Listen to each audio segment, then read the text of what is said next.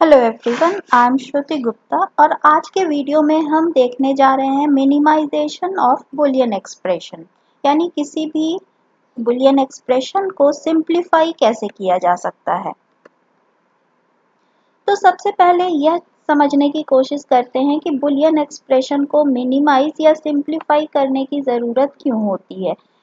जैसा कि हम जानते हैं कि किसी भी बुलियन एक्सप्रेशन को गेट्स के फॉर्म में रिप्रेजेंट किया जाता है या सर्किट्स के थ्रू उसको इम्प्लीमेंट किया जाता है। लेकिन अगर हम यह सोचें कि अगर कोई बुलियन एक्सप्रेशन बहुत कम कॉम्प्लिकेटेड है तो नेचुरली हमारा सर्किट भी कॉम्प्लिकेटेड होगा, लेकिन उसी काम को, उसी बुलियन एक्सप्रेशन को अगर हम सिंप्लीफाई करें तो हमारा गेट्स या हमारा सर्किट भी सिंप्लीफाई हो जाएगा। तो ज़्यादा कॉम्प्लिकेटेड हमें सर्किट्स तैयार नहीं करने पड़ेंगे।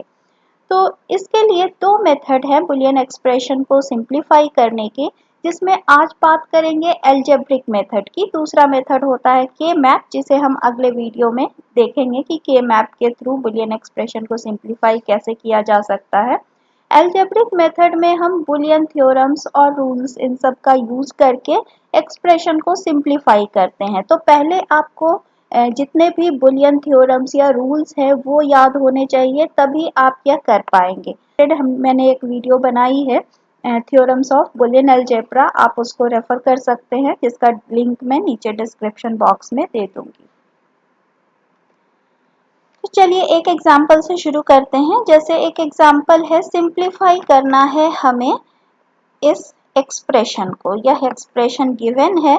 अब इसमें देख सकते हैं जितने भी हमारे टर्म्स हैं सभी क्या हो रहे हैं, एंड, यानी इन सब को पहले एंड गेट से पास करना पड़ेगा, इन सारे इनपुट को, और फिर उस पर और ऑपरेशन परफॉर्म करना पड़ेगा, यानी इन टर्म्स का जो आउटपुट होगा वह और गेट से पास होगा। तो हमारा सर्किट काफी कॉम्प्लिकेटेड होने वाला है।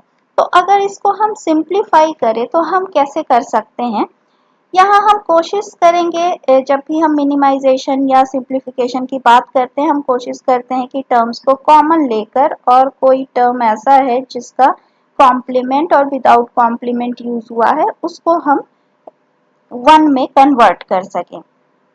तो जैसे यहाँ इन दोनों टर्म को देखें तो यहाँ हमें कुछ कॉमन मिल सकता है। क्या क्या कॉमन है, ए बी कॉम्प्लीमेंट सी। तो ए बी कॉम्प्लीमेंट सी को हमने कॉमन ले लिया तो हमारा क्या बच गया, डी कॉम्प्लीमेंट प्लस डी। इसी तरीके से इन दोनों टर्म में अगर हम देखें तो हमारे पास क्या कॉमन मिल रहा है, ए बी सी, और यहाँ भी मिल रहा है डी कॉम्प्लीमेंट प्लस डी। अब बुलियन थ्योरम्स आपने यह देखा था, x plus X complement equal to क्या मिलता था, 1। तो ऐसे ही यहाँ d प्लस डी कॉम्प्लीमेंट को हम क्या लिख सकते हैं, 1, और यहाँ भी हम लिख सकते हैं 1। ठीक है। और जैसा कि हम जानते हैं x डॉट 1 हमें क्या मिलता है, x। तो इसी तरीके से अगर इस टर्म को हम कन्वर्ट कर दें किसमें, को हम देखें, यह मैंने इतना डिटेल में यहाँ नहीं टाइप किया है, आप चाहें तो एक लाइन और ऐड कर सकते हैं, A complement B, sorry, A B complement C plus A B C, और फिर उन दोनों में से ए सी कॉमन ले सकते हैं। तो फिर यहाँ क्या बच जाएगा, बी कॉम्प्लीमेंट बी, जिसको वापस हम क्या लिख सकते हैं, 1, और फिर x प्लस 1 इक्वल टू क्या आ जाता है, x। तो अब देख सकते हैं इतने बड़े एक्सप्रेशन को हमने सिंप्लीफाई कर दिया है किसमें, AC, यानी जो हमारा लॉजिकल गेट बनेगा, एंड गेट हम बना सकते हैं, और इसमें दो इनपुट पास कर सकते हैं, क्या, A और C। तो इसका भी रिजल्ट वही आएगा जो इतने बड़े बुलियन एक्सप्रेशन का आएगा। तो इस तरीके से हम यह कन्वर्जन कर सकते हैं, या कन्वर्जन नहीं, इसको सिंप्लीफिकेशन कह सकते हैं। तो इस तरह से हम यह सिंप्लीफिकेशन कर सकते हैं। अब दूसरा एक और एग्जांपल लेकर हम इसको सॉल्व करने की कोशिश करते हैं।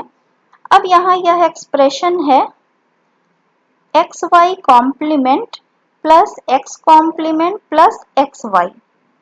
अब इसको हम कैसे चेंज कर सकते हैं, यहाँ x बाई होल कॉम्प्लीमेंट है, तो यहाँ कोई वैल्यू हम कॉमन भी नहीं ले सकते हैं, तो यहाँ हम क्या लगा सकते हैं, डिमॉर्गन्स थ्योरम।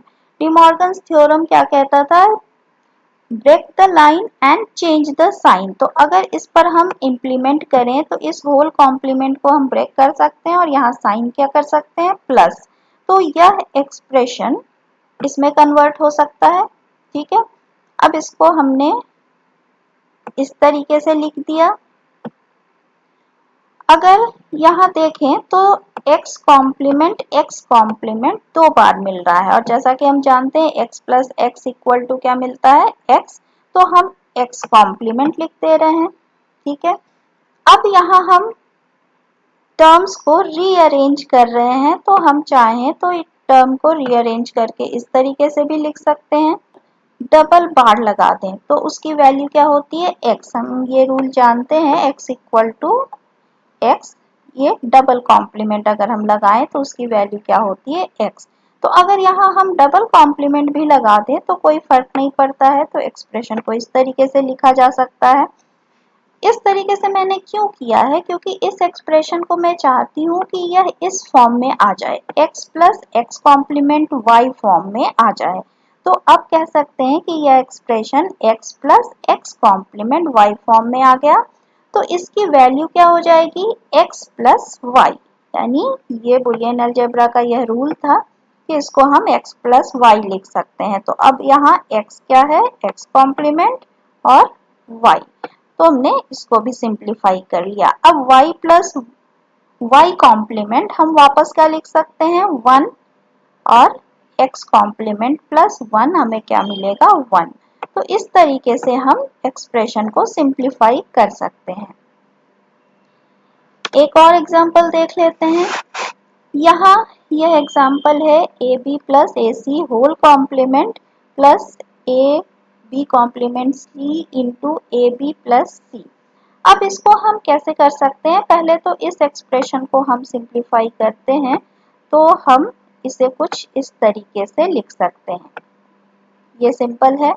ठीक है, अब यहाँ इस टर्म को अगर हम देखें तो यहाँ क्या मिल रहा है, b डॉट बी कॉम्प्लीमेंट, और एंड ऑपरेशन में हमने पढ़ा था कि एक भी इनपुट अगर 0 है तो हमें क्या मिलेगा, 0। तो अगर b पर 1 है तो b कॉम्प्लीमेंट पर हमें 0 मिलेगा, अगर b 0 है तो b कॉम्प्लीमेंट पर 1 मिलेगा, यानी एक इनपुट हमारा श्योर है कि 0 मिलने वाला है। तो इसको हम किस में चेंज कर सकते हैं, 0 में। ठीक है, यह पूरा टर्म 0 में कन्वर्ट हो गया।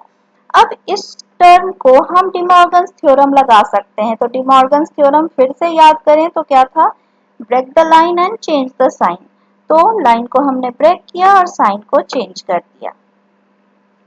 अब चाहे तो इन टर्म्स को हम रीअरेंज कर सकते हैं, तो इन टर्म्स को हमने रीअरेंज कर दिया और ये वापस किस फॉर्म में आ गया, जैसे पिछले एग्जांपल में हमने देखा था x plus X complement equal to Y equal to X plus Y. तो ये हमने इसको अगर सिंप्लीफाई किया तो ये क्या आ जाएगा, a कॉम्प्लीमेंट प्लस b, इसका इस तरह से रिजल्ट आ सकता है।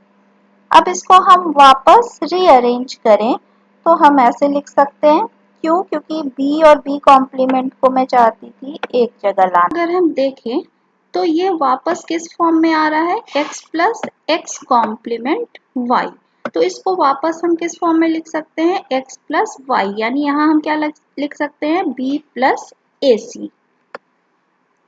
तो ये हमारा सिंप्लीफाई हो गया, यहाँ क्या आ गया, b प्लस ए सी। फिर से इन सारे टर्म्स को मैंने रीअरेंज किया और c कॉम्प्लीमेंट प्लस सी ए, फिर c को मैं एक जगह ले आई तो ये क्या आ गया, x plus X complement y के फॉर्म में आ गया। तो फिर इसको हम x प्लस वाई फॉर्म में लिख सकते हैं।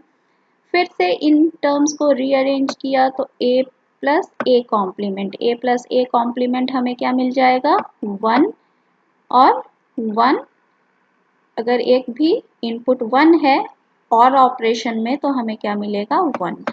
तो इस तरीके से इस एक्सप्रेशन को भी हमने सिंप्लीफाई कर लिया। अब अगला एग्जांपल हम देखें तो यहाँ इस टर्म को हमें सिंप्लीफाई करना है। यहाँ हम देखें तो हम क्या कॉमन ले सकते हैं, x कॉम्प्लीमेंट z, और यहाँ क्या लिख सकते हैं, x z कॉम्प्लीमेंट कॉमन ले सकते हैं।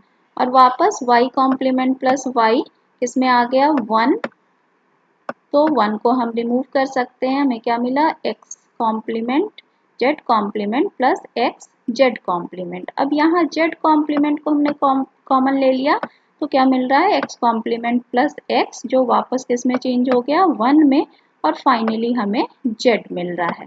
तो इस तरीके से एग्जाम्पल्स में आप देख सकते हैं कि सिंप्लीफाई करके हमें बहुत ही रिड्यूस्ड एक्सप्रेशन मिल रहा है। तो किसी भी बुलियन एक्सप्रेशन को रिड्यूस करने के लिए आपको कहीं ना कहीं बुलियन थ्योरम्स याद रखने होंगे, तभी आप इसको रिड्यूस कर पाएंगे, ताकि कम से कम गेट्स में इस एक्सप्रेशन को इम्प्लीमेंट किया जा सके। तो अगर आपको यह वीडियो पसंद आई तो इसे लाइक, शेयर एंड सब्सक्राइब करें, साथ ही नोटिफिकेशन बटन को ऑन करें ताकि आने वाले वीडियोस की नोटिफिकेशन आपको मिल जाए। अगले वीडियो में मिलते हैं के मैप के साथ। Thank you.